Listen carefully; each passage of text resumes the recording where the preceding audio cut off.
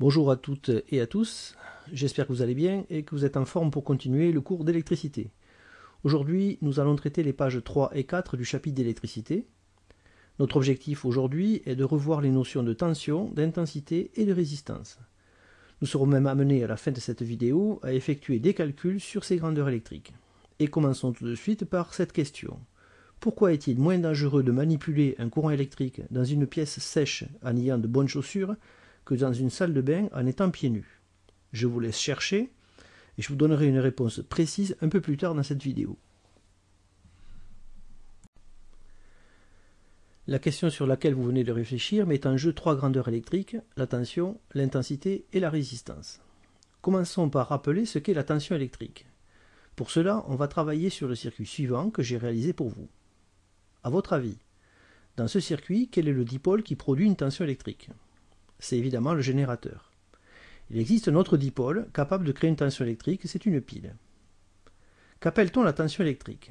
Pour le comprendre, remontons au premier chapitre de cette année, celui où on a étudié les atomes. Nous avons vu que les atomes, qui constituent la matière, sont formés d'un noyau autour duquel gravitent des électrons. Eh bien, le courant électrique est dû à un déplacement des électrons dans le circuit. Si des électrons dans les fils du circuit se mettent à faire le tour du circuit en sautant d'un atome à l'autre, ils créent un courant électrique. Mais les électrons ne se mettent pas en mouvement tout seuls, il faut les obliger à bouger. C'est le rôle du générateur. Il pousse les électrons par sa borne plus et les attire par sa borne moins. La tension électrique, c'est la force avec laquelle le générateur oblige les électrons à se mettre en mouvement. La tension peut être plus ou moins forte. Elle se mesure dans une unité appelée volt, en hommage au physicien italien Alessandro Volta, qui est l'inventeur de la pile électrique. Le symbole du volt est la lettre majuscule V. On désire maintenant mesurer la tension qui règne au bord de la résistance dans notre circuit. En effet, la tension créée par le générateur se répartit entre les différents dipôles du circuit. Et nous, on s'intéresse à notre résistance. Pour mesurer cette tension, on va utiliser un appareil appelé voltmètre. Nous, au laboratoire, nous disposons d'un appareil appelé multimètre. Si on déplace l'aiguille centrale dans cette zone, l'appareil se comporte comme un voltmètre. Pour raccorder cet appareil sur le circuit, il faut brancher deux fils à ces bornes comme ceci. Ensuite, on va le rajouter sur le circuit. Si on veut mesurer la tension au bord de la résistance, il faut raccorder les deux fils en dérivation au bord de la résistance. Sur le schéma, ça donne ceci. Et sur le vrai circuit, ça donne cela. Et on mesure une tension égale à 3,83 volts. On négligera le signe moins. Vous remarquerez qu'une tension est toujours désignée par la lettre U majuscule. Passons à la mesure de l'intensité du courant électrique. Comme on l'a vu, le générateur crée une tension et oblige les électrons à se mettre en mouvement. Mais il se peut que les électrons se mettent facilement à bouger ou pas. Tout dépend de la constitution des dipôles du circuit. L'intensité du courant, c'est la mesure de la quantité d'électrons qui se déplacent réellement dans le circuit.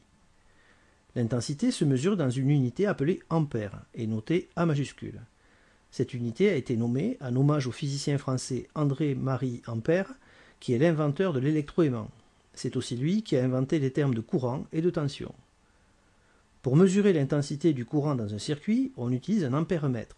Nous, au laboratoire, nous utiliserons toujours le multimètre, mais avec l'aiguille centrale réglée comme ceci. Pour mesurer l'intensité du courant dans notre circuit, il faut le rajouter dans le circuit comme ceci.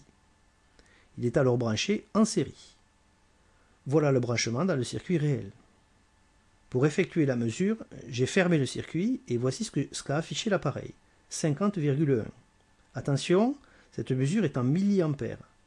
Pour le convertir en ampères, il suffit de diviser par 1000, puisqu'on passe des milliampères aux ampères. Cela donne 0,0501 ampères.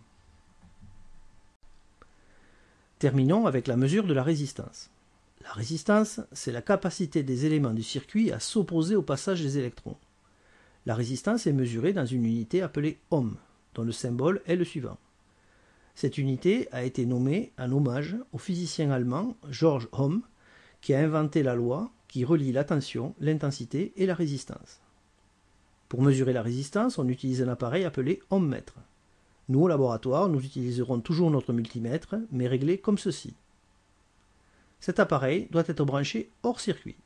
c'est-à-dire que la résistance doit être retirée du circuit. C'est ce que j'ai fait. On doit alors utiliser des fils spéciaux, ceux-là, qu'on relie à l'ohmmètre de la manière suivante. Ensuite, on connecte les extrémités métalliques des fils aux bornes de la résistance. C'est ce que j'ai fait, et l'appareil a affiché 67 ohms.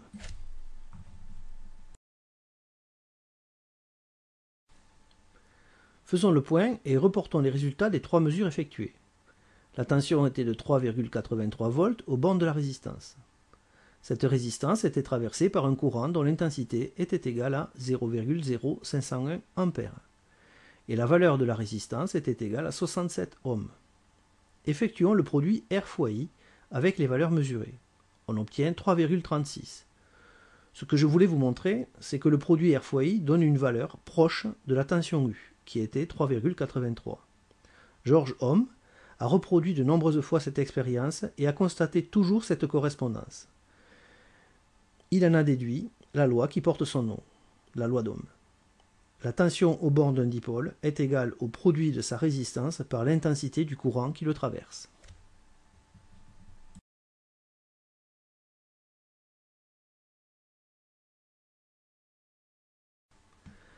Avant de passer aux applications concrètes de la loi d'Ohm, prenons une minute pour répondre à la question posée au début de ce cours. Dans tout le circuit électrique de votre maison, la tension est de 230 volts. Si on branchait un voltmètre aux 2 trous des prises qui sont dans la pièce où vous regardez cette vidéo passionnante, on trouverait environ 230 volts. Il faut savoir que, si on est mouillé et pieds nus, on offre une résistance au courant plus faible que quand on est sec avec des chaussures. Donc si on est mouillé et pieds nus, la résistance baisse, et d'après la loi d'Ohm, puisque U est toujours pareil, c'est l'intensité qui augmente. Et c'est l'intensité du courant qui traverse le corps qui est dangereuse pour l'organisme. Passons maintenant à 3 petits exercices qui vont nous permettre de voir comment on utilise la loi d'Ohm pour effectuer des calculs. Et commençons par cet exercice 1, qui est basé sur un courant électrique alimenté par une pile de 4,5 volts et qui contient une résistance de 220 ohms. Rappelons-nous que l'appareil qui permet de mesurer l'intensité du courant est l'ampèremètre, et qu'il doit être branché en série. A l'aide de la loi d'Ohm, on peut calculer l'intensité du courant. Le fait de dire que la pile fait 4,5 volts nous indique que la tension U est égale à 4,5 volts. De plus, la résistance R est égale à 220 ohms. On nous demande de calculer la valeur de l'intensité I. Pour cela, on utilise la loi d'Ohm, que l'on présente ainsi. Ce trait veut dire diviser. Si on cherche I, le triangle nous indique qu'il faut diviser U par R. En remplaçant U et R par leur valeur et en effectuant la division, on obtient une intensité égale à 0,02 A environ. Passons à l'exercice 2. Un circuit électrique est composé d'une pile et d'une résistance de 47 ohms.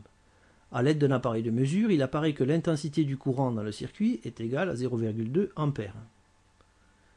Si on désire mesurer la tension au bord de la résistance, il faut utiliser un voltmètre branché en dérivation. Si on veut calculer la tension U, il faut à nouveau utiliser la loi d'Ohm. Comme indiqué, pour calculer U, il suffit de multiplier R par I. En relisant l'énoncé, on constate que la résistance R est égale à 47 ohms et que l'intensité I est égale à 0,2 A. En remplaçant R et I par leurs valeurs et en effectuant la multiplication, on obtient une tension U égale à 9,4 volts. Terminons ce cours avec l'exercice 3 qui présente une petite subtilité. Un circuit électrique est composé d'une pile de 1,5 volts et d'une résistance de valeur inconnue. L'intensité du courant dans le circuit est égale à 50 mA. Quelle est la valeur en ohms de la résistance? On nous demande de calculer la résistance R. On constate qu'on a une pile de 1,5 volts. Par conséquent, la tension U est égale à 1,5 volts. L'intensité I est égale à 50 mA. On serait tenté à ce stade-là d'utiliser directement la loi d'Ohm, mais attention aux unités. Pour que la loi d'Ohm fonctionne, il faut que l'intensité soit exprimée en ampères. Or dans l'énoncé, elle est en milliampères. Pas de souci, il suffit de diviser par 1000 et on obtient I égale 0,05 ampères. On peut maintenant utiliser la loi d'Ohm pour calculer R. Le triangle nous indique que pour trouver R, il faut diviser U par I. En remplaçant U et I par leurs valeurs, et après avoir effectué la division, on obtient R égale 30 ohms. Voilà, ce cours est terminé. Bonne journée à tous et à toutes et à bientôt.